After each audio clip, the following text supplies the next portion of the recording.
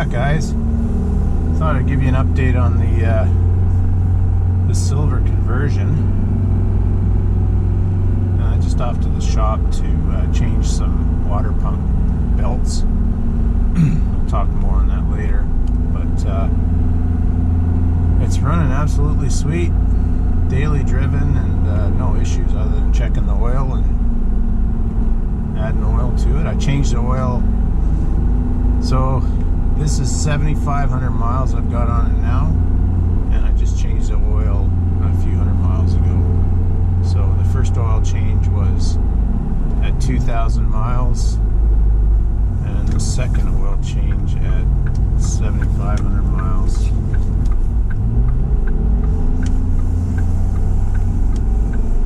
Check the 5R110 transmission filter, and it's awesome. Nice and clean, no metal at all, so I'm very happy about that.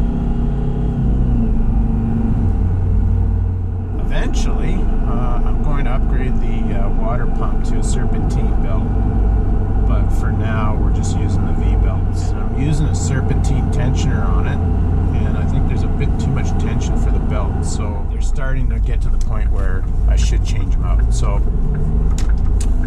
I'll continue to run these and see if I can get maybe 10,000 miles out of them or something.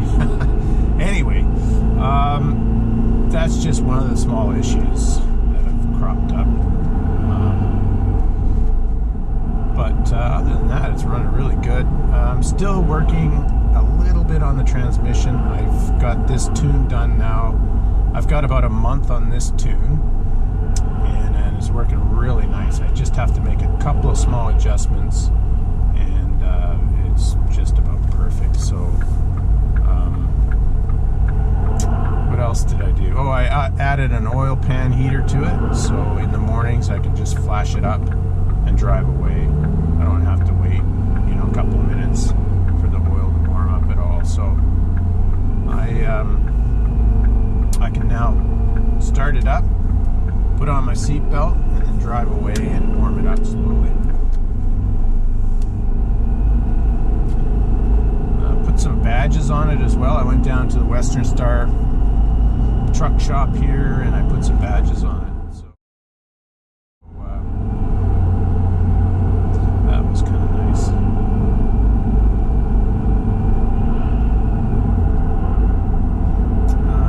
That's about it, guys. It's been running really nice.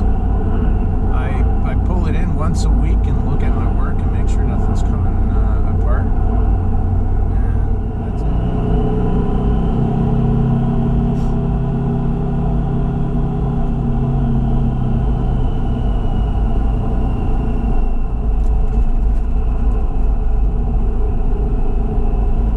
Alternator. So I've ordered a new reman alternator for this thing. The alternator is gone on it, so I have to change that out. It's intermittent, so the brushes are going on the alternator. So what I'll do is when I get the new alternator, I'll install that, and then I'll take this alternator and put a rebuild kit in it, and have a spare on my bench or on my in my shop. So that'll fix my issues there. I have dual alternators on this thing, and it's the primary alternator that's failing.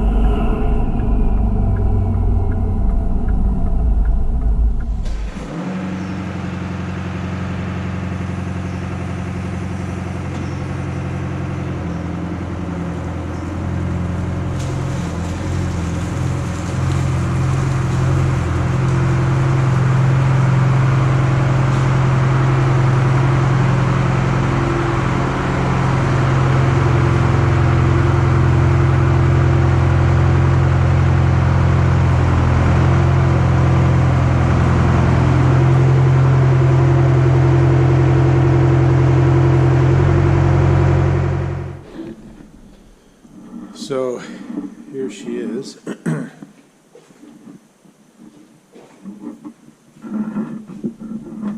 So to change the water pump belts, I take the intake off and then I pull the belts off. It's a quick job. It only takes me a couple minutes to do that. And I'll show you what I'm talking about. So there's the serpentine belt that runs all the accessories except. So I can have a peek on that about every week. I could probably get a few thousand more miles, but I'd rather have top-notch belts on this thing. I get a little nervous when I see the belts wearing. Got a small oil leak there. I'll have to address that. Like I said, I haven't touched this engine in 5,000 miles. I haven't done anything to it. Just driven it and checked the oil. And then I did an oil change on it just the other day. So, okay, there's a look at it with the intake off. So these belts have 7,500 miles on them, and I'm just going to switch them out with some new belts. I carry a set of spares just in case, but I'm going to have a good look at these and see how they look once they're off the truck. And I get questions about the tack pickup and how to make the tack work. Well, it's a Cummins style tack pickup with the Cummins 2 notches on the hub there. I made for that. And then I use the swap helper to turn the signal into a cam and crank signal. I made my own 60-2, a 58 tooth hub with a crank and a cam sensor on it, and wired it all up, and it just couldn't hold a good signal. So this is the answer to that. So we'll pull these belts off. I've got to remove this. I've already loosened it off so I can get the belts out, and we'll have a look at them and put new belts in. So that's a look at my tensioner. I think the tensioner is a little too strong for the belts, so I'll have to think of something else, maybe a serpentine. I think that's what I want to do in the end, is put a serpentine belt on it. And I'll have to pull it off and do some work on my lathe and change it out, I think. So you can kind of see the serpentine system there that runs everything else. The hub, fan hub, and the dual alternators, power steering pump. And that's working flawlessly. I haven't had any issues with that at all. It's working great. The only issue I've had so far now is my alternator is going to have to be replaced. The top one, this one here.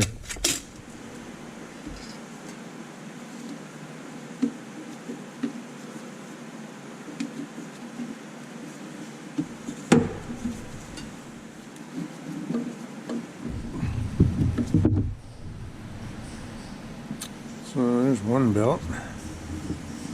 So I made this so I could, if I had to, repair it on the side of the road. I've got a toolbox in the truck, of course, and can easily be fixed on the side of the road. So let's go have a look at these.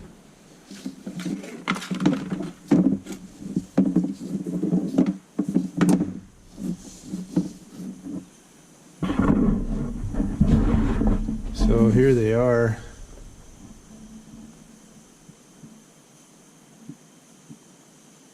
Yeah, got too much tension on those. I mean, they're not meant to be run with a serpentine tensioner. But anyway, I'll have to think on this and make a workaround.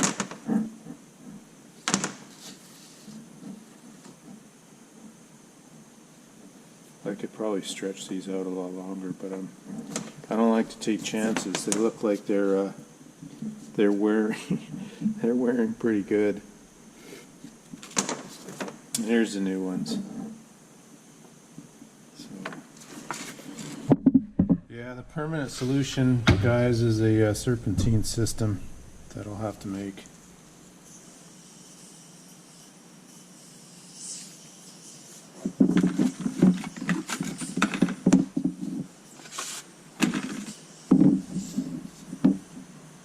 I think you're supposed to get about 50,000 miles out of a set of belts. And geez, I got nothing on them really.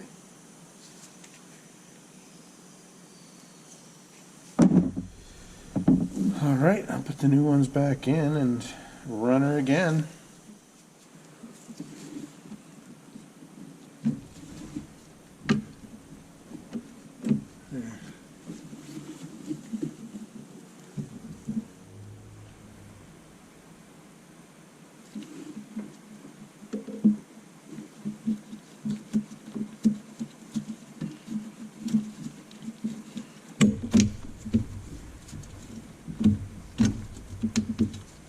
Okay.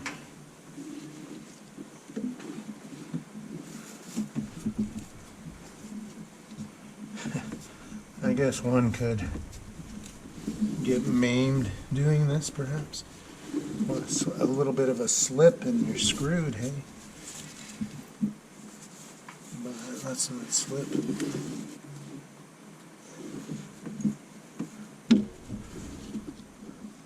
Okay.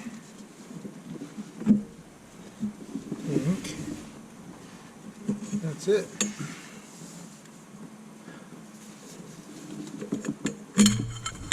So brand new belts. Let's see how long these ones go for. But with a serpentine system, I'd never have to do this. I should have done that right from the get-go. Oh well. Hindsight's 20/20.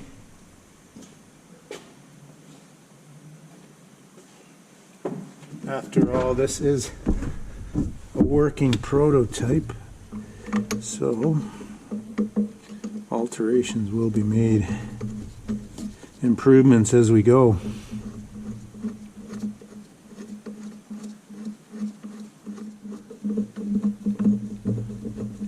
I did consider putting a V-belt system on this engine and running that, but it didn't sit well, so I'm glad I switched it to serpentine.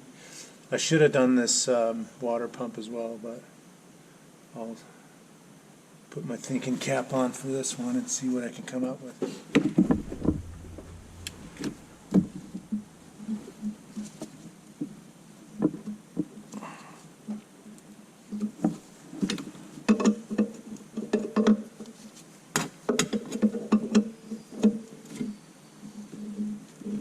I also thought maybe what I would do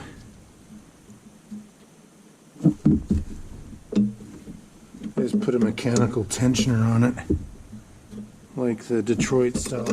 This is my spare air conditioner tensioner too, so it's really strong. Too much for V-belt.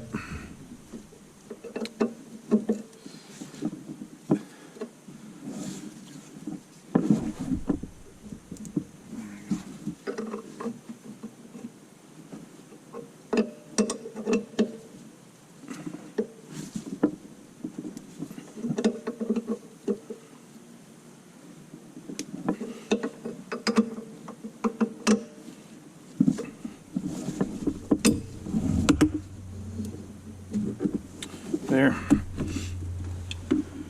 So that's replacing the belt, guys. About a 20-minute job. Very simple. And then you get a good look at the water pump and all that stuff. You can see the belt wear material up against the turbo there. Well, there you have it, guys. That's water pump belt change, and a look at the Silver Series 453.